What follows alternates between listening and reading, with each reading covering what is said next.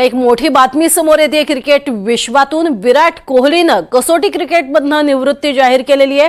आताची सगळ्यात महत्त्वाची आणि मोठी बातमी समोर येते। कसोटी क्रिकेटमधनं त्यांनी निवृत्त होत आहे अशी घोषणा केलेली आहे। त्यामुळे विराट कोहलीच्या या निर्णयामुळे अर्थातच चाहत्यांना मोठा धक्का बसलेला आहे। विराट कोहलीनं कसोटी क्रिकेटमधनं निवृत्त होण्याची घोषणा केलेली आहे। यापूर्वी रोहित शर्माची अशा स्वरूपाची घोषणा आणि त्यानंतर विराट कोहलीची आलेली ही घोषणा, त्यामुळे क्रिकेट विश्वातनं आणि अर्थातच क्रिकेट प्रेमींकडनं दुःख व्यक्त केलं जाते आणि आश्चर्यही व्यक्त केलं जाते। अधिक माहिती घेऊयात प्रथमेश दीक्षित यांच्याकडनं। प्रथमेश, काय अधिक माहिती?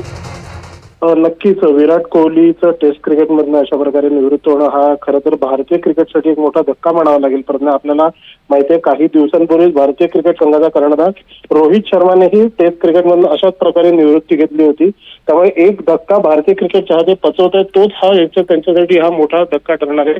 आपल्या सगळ्यांना माहिती आहे की इंडिया वर्सेस न्यूझीलंड आणि बॉर्डर गावस्कर ट्रॉफी या ज्या दोन महत्वाच्या टेस्ट सिरीज झाल्या होत्या, या दोन्ही महत्वाच्या टेस्ट सिरीजमध्ये हे जे भारतीय संघाचे सिनियर होते त्यांच्याकडनं म्हणावी तशी कामगिरी झाली नव्हती।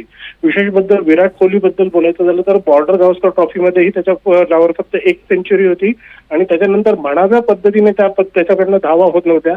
त्यामुळे वाढणारं वय आणि एकंदरीत सगळी परिस्थिती बघता त्यांनी देखील काही दिवसांपूर्वीच बीसीसीआयकडे निवृत्तीची इच्छा व्यक्त केली होती। अर्थात आता आगामी इंग्लंड दौरा लक्षात घेता बीसीसीआयने त्याचं मन वळवण्याचा प्रयत्न केला होता। अनेक दिग्गज क्रिकेटपटूंनीही त्याच्याशी संपर्क साधत त्याचं मन वळवण्याचा प्रयत्न केला, परंतु त्यात काही यशस्वी झाले तसं दिसत नाहीये आणि अखेरीस विराटने हा निर्णय घेतलाय। परत नक्कीच, तुर्तास धन्यवाद या संपूर्ण माहितीसाठी प्रथमेश।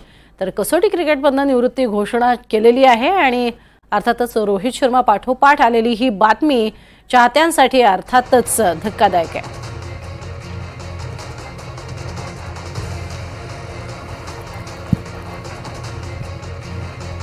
कसोटी क्रिकेटमधनं निवृत्तीची ही घोषणा करण्यात आलेली आहे आणि त्यानंतर आपण पाहतोय वाढतं वय आणि त्याचबरोबरीनं स्वतः विराटनं सुद्धा बीसीसीआयशी या संदर्भात चर्चा केलेली होती आणि निवृत्ती संदर्भात त्याचं भाषण झालेलं होतं असं कळतंय आणि त्यानंतर त्यांनी निवृत्तीची ही घोषणा केलेली आहे।